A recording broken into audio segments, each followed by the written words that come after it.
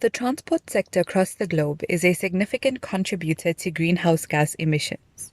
In order to mitigate emissions from the sector, countries have committed to phasing out and completely banning petrol and diesel vehicles. These countries are also in favor of transitioning towards more sustainable modes of transport, such as electric vehicles or EVs for short. This is true too for South Africa, where transport is the second highest emitter of greenhouse gases. To this end, the country has recognized the need to shift towards sustainable mobility, yet this transition remains stagnant. The move to electric mobility at a global level presents a complex policy puzzle for South Africa's current industrial structures. The automotive sector in South Africa is a key pillar of the economy and contributes significantly to GDP and employment. The automotive component sector employs around 80,000 people, and the automotive industry as a whole contributed 6.4% to GDP in 2019 alone. In the same time period, the export of manufactured goods from the sector contributed 15.5% of the country's overall exports. Vehicle exports were valued at 148 billion rand. Exports of components amounted to around 54 billion rand, and the top exported component was the catalytic converter, a critical element in the production of petrol and diesel vehicles. So why should we in South Africa care about global efforts to electrify vehicles? Well, here's why. The South African automotive sector faces a destabilizing risk if the current conventional value chains are altered. This means that the sector will need to adapt to changing export markets and meet South Africa's sustainability commitments at the same time. Both developed and developing countries alike have set timeframes to phase out and completely ban the sale of new petrol and diesel vehicles. Some as early as 2025 even, that's Norway. Furthermore, OEMs have also made commitments to stop producing these vehicles within the next decade or two. Now, South Africa is at risk of losing its key export markets, namely the EU and USA. Majority of the export destinations such as Germany, France, Italy, Austria, Netherlands, the USA, for example, have set targets to phase out petrol and diesel vehicles in the near future.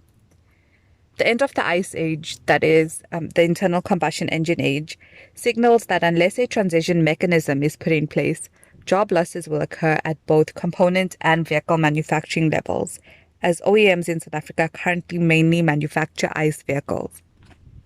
And while the exterior structure of EVs may remain unchanged, the transition will severely impact the component supply industry, as there are thousands of components required to manufacture an ICE vehicle, while only hundreds are needed for the production of EVs.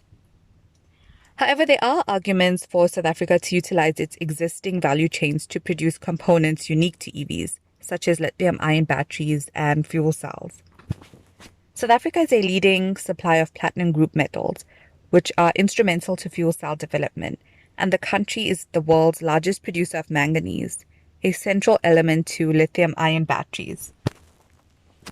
Presently, the policy landscape in South Africa provides a mixed bag that could potentially stagnate the transition to EVs or provide the enabling environment for the system to flourish. And while there are plans and policies to support uptake, implementation has been a major challenge, and current taxes and duties are penalizing rather than promoting. The key question is, how do we adapt South Africa's automotive sector to embrace opportunities associated with the electric revolution? One avenue is to provide strong policy support that promotes the uptake and production of EVs in the country. And this includes fiscal and monetary support such as rebates, subsidies, and incentives, as well as soft policies that ban ICE vehicles in city centers, for example.